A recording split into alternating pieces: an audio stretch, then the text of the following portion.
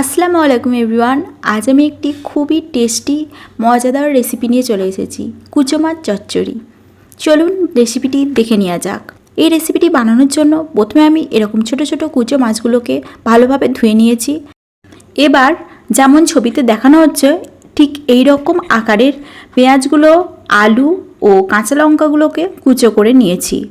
আমি এখানে 5 থেকে 6টা পেঁয়াজ, 2 থেকে 3টে আলু ও 3-4টে মতো কাঁচা লঙ্কা আর 2-4টে মতো ধনিয়া পাতা নিয়ে নিয়েছি।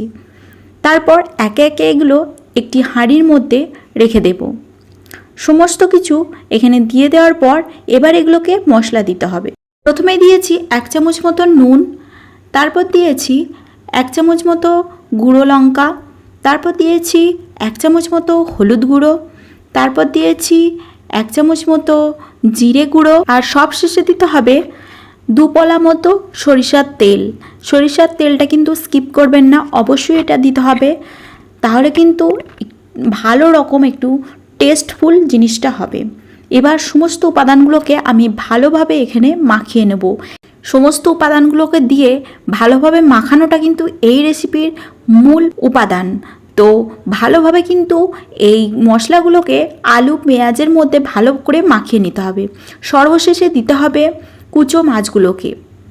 সব মাছগুলোকে এখানে দিয়ে দেওয়ার পর ভালো করে আরেকবার জিনিসটাকে মাখিয়ে নিতে হবে। এখানে কিন্তু আমি এখানে কাঁচা মাছটাই ব্যবহার করেছি, যেহেতু আমি এখানে ঘষে চচ্চড়ি মতো করছি তাই এখানে কাঁচা মাছই ব্যবহার করতে হবে। এবার সমস্ত মাছ আলু সবগুলোকে একসাথে মাখিয়ে নিতে হবে। আমি এখানে 2 থেকে 4 মিনিট মতো এটাকে ভালো করে মাখিয়ে নিয়েছি। তারপর দিয়েছি অল্প একটু জল।